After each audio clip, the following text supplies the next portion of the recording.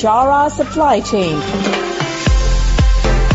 highlighting and showcasing solutions for the most complex challenges facing the industry in 21st century by our team of subject matter experts and mentors.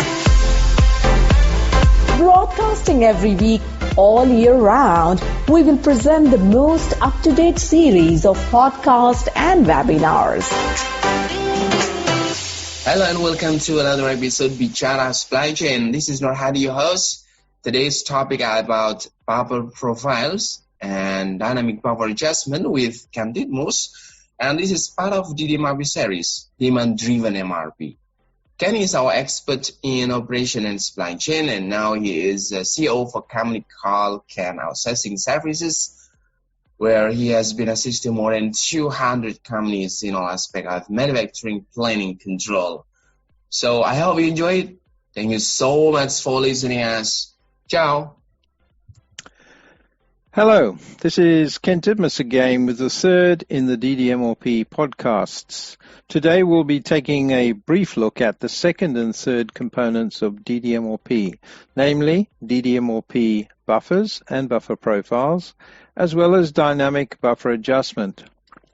I say a brief look as these podcasts can't really go into the depth of understanding required, but hopefully inspire your curiosity to do further research and maybe take the Demand-Driven Institute Demand-Driven Planner course.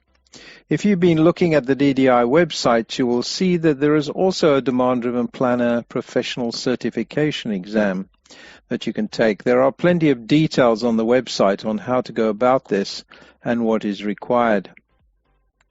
So recapping, we have looked at why we need to seriously look at changing the way we have traditionally been planning our businesses and what becoming demand-driven really means.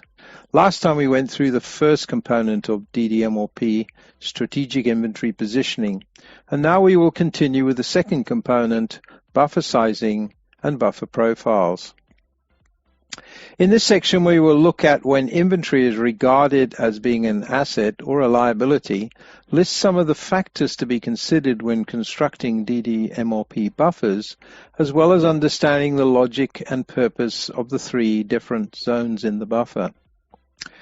Firstly, when do we consider an item of inventory to be an asset or a liability? Well, if we have very little inventory or we are out of stock or worse still we have back orders, this is a liability. We miss sales, short deliver or expedite deliveries to replenish the stock. These all cost us money and hence are a liability. At the other end of the scale, if we really have too much inventory for our immediate needs, then we spend money on something that is not giving us a return on the short term and hence is a liability. Not only that, stock could become obsolete or expire and will have to be destroyed, which is also a liability. So between these two high and two low points, inventory is regarded as an asset. However, as we progress to the 0 point or point of too much, the return on that investment will diminish. Therefore, at a midpoint between 0 and too much, we will get the greatest return on our inventory investment. In practice, when we analyze the complete stock in a warehouse, we typically find that too many of the SKUs have low inventory or are out of stock, and an equal amount are in the level where there's too much. Generally, we find only a small number of SKUs sitting in the ideal position for a maximum return on inventory investment.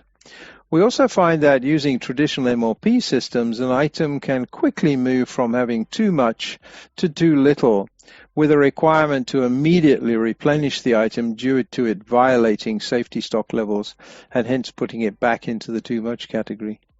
So we end up with what we call bimodal inventory distribution.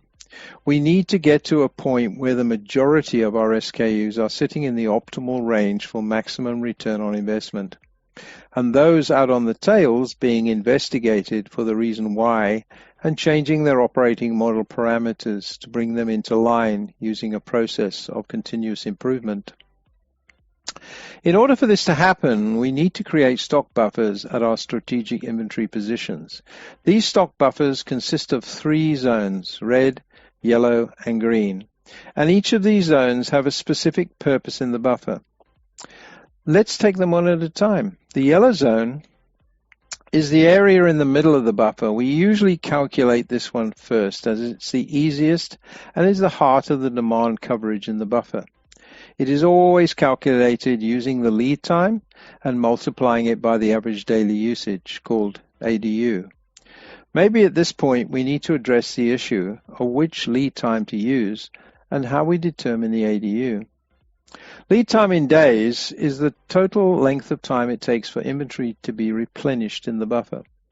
For the buffer of a purchased raw material or component, it will be the purchasing lead time. If it is a manufactured item, then we would use the decoupled lead time, or DLT, mentioned in the previous podcast. For an SKU at a distribution center, it will be the transit time to replenish the stock from the supplying location. With regards to ADU, this can be calculated in 3 different ways. For most items in a location, it will probably use a backward-looking ADU. Here we might take the last 90 days of demand and work out the ADU by dividing the total demand over this period by the number of days. For an item that has no past demand data, we would probably use a forward-looking ADU known as FDU, taking the total of, say, 90 days of forecast and dividing by the number of days again.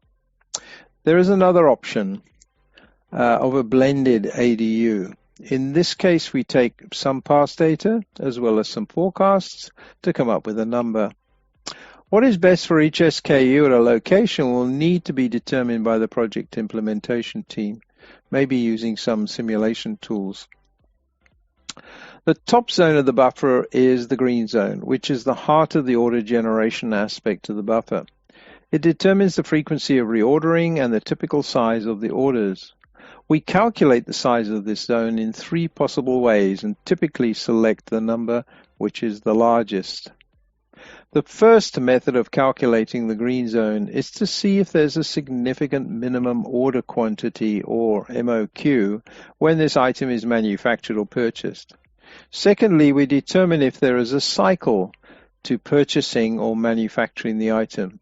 So, for example, we might want to make an item in the factory every 2 weeks, or we might want to buy products from a supplier once a month. We then take the cycle in days and multiply it by the ADU, and we come up with a number. The third method is to take the size of the yellow zone and multiply it by a lead time factor, or LTF, which we will define shortly. This method again will give us a number. We compare these 3 numbers and generally take the largest as the size of the green zone. The lead time mentioned previously is determined by the length of the lead time to replenish the item of inventory. For short lead times items, we would use a factor between 0.6 and 1.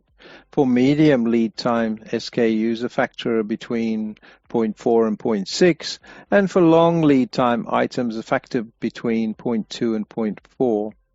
This is not intuitive, as we use a small factor for long lead times and a large factor for short lead times. The reason is that for long lead time items, we want to generate smaller green zones and hence more frequent orders to promote flow, reduce risk in the supply chain, and give us better cash flow. The factor you use for your SKUs, again, will be determined by your project team. So now we have calculated the size of the yellow and the green zones, we now need to determine the size of the red zone. The red zone is the safety in the buffer, but it is not safety stock and doesn't behave in the same way as safety stock. It is really the shock absorber for the demand or supply variability at this point in the supply chain. The red zone is broken down into 2 parts, the red zone base and the red zone safety. These parts are calculated separately and then added together to determine the size of the red zone. The red zone base is calculated as the lead time times the average daily usage times the lead time factor. In other words, it is the same as the green zone if we use the lead time factor option. The red zone safety is calculated by taking the red zone base and multiplying it by the variability factor and adding the two portions of the red zone together to get a total. The variability factor, as opposed to the lead time factor, is intuitive. With high variability, we use a high factor of between 0.6 to 1, medium variability 0.4 to 0.6, and for low variability 0.2 to 0.4. The variability of each SKU needs to be determined by the implementation team, but one can use a coefficient of variability factor to assist in the process. The coefficient of variability, or COV, can be calculated by dividing the SKU's demand standard deviation by the ADU. So now we have the size of the three zones in the DDMRP buffer. In DDMRP speak, we talk about top of red, which is the size of the total red zone, top of yellow, which is the red zone plus the size of the yellow zone, and top of green is the top of yellow plus the size of the green zone. Over this number, we talk about over top of green, or OTOG for short. To make things easier for the system to complete the calculations, we need to set up buffer profiles to which we will assign each and every SKU. The buffer profiles matrix is initially sectioned into major categories of inventory: purchased, manufactured, intermediate or sub-assemblies, finished products, and distributed items. Within each of these inventory categories, we divide the matrix into long, medium, or short lead times. These lead times are then divided into high, medium, or low variability categories. This gives us about 45 buffer profiles to which we allocate all our SKUs. The system then knows how to perform the buffer sizing calculations for each item. So, for example, if we have a manufactured item, M, with a short lead time, S, and a medium variability, M, it might be allocated the buffer profile code of MSM. In the 2-day DDI Demand-Driven Planner course, we go through a number of exercises to ensure participants are proficient in calculating buffers. Now we have the buffer profiles and buffer sizing organized, we need to dynamically adjust the buffers to take account of constant changes in the external trading and business environment. So now we will look at the third component of DDMRP, dynamic adjustment. Under dynamic adjustment, there are two issues we need to discuss: recalculated adjustments, and secondly, planned adjustment factors. Let's first discuss recalculated adjustments. These adjustments to the buffers are done automatically by the system when any of the key parameters in the part change, such as lead time, average daily usage, minimum order quantity, buffer profile, lead time and variability factors.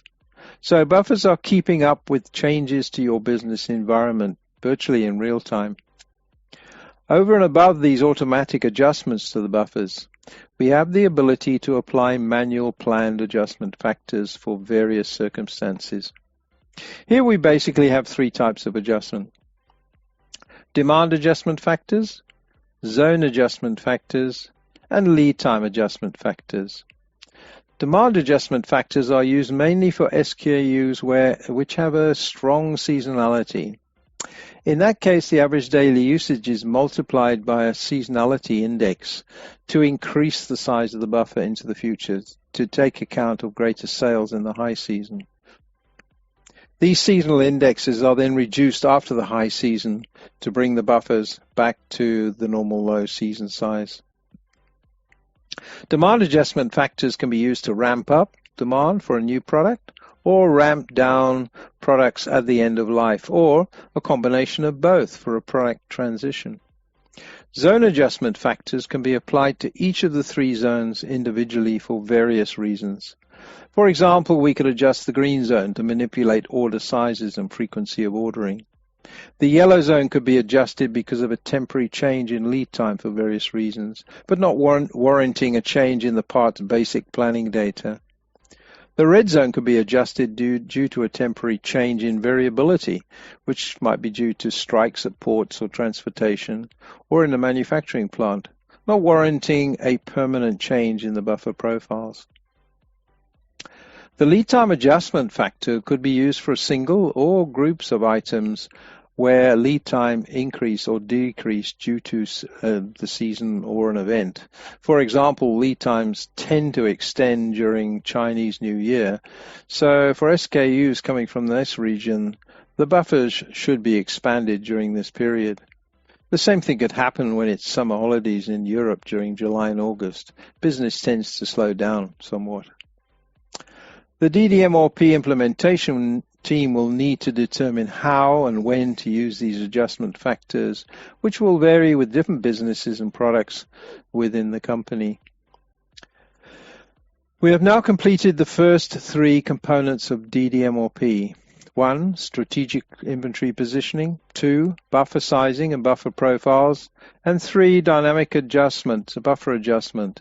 In the next podcast, we will go through what I think is the most elegant portion of DDMRP, and that is demand-driven planning. Up to this point, we've basically covered the first day of the Demand-Driven Institute's Demand-Driven Planner course. Bearing in mind that these three podcasts have taken about 40 minutes, one can appreciate that there is a lot more to learn and know on the subject. It's therefore important that if you want to start a demand-driven journey, you need to attend the Demand-Driven Planner course and ultimately take the Demand-Driven Planner Professional Certification exam. More information on this course and other demand-driven educational offerings are available on the DDI website, www.demanddriveninstitute.com. If you sign up on this website, and it's free, you'll get extra demand-driven material on the On Demand tab. And don't forget to look at the case studies and presentations which are available from recent demand-driven world conferences. You will find a list of global DDI affiliates on the website. Contact one today in your area and see what they have to offer. I'm Kent Titmuss, and you can get hold of me on Titmuss, that's KTITMUSS at mweb.co.za. So until next time, goodbye. At VCARE Supply Chain, we are committed to driving global perspective to embrace technological adaptation in improving process efficiencies. Don't forget to subscribe, like, and share VCARE Supply Chain. And stay tuned for the latest updates. To learn more, visit our website www.vicaresupplychain.com. Thank you for listening to us. We look forward to seeing you at our next episode.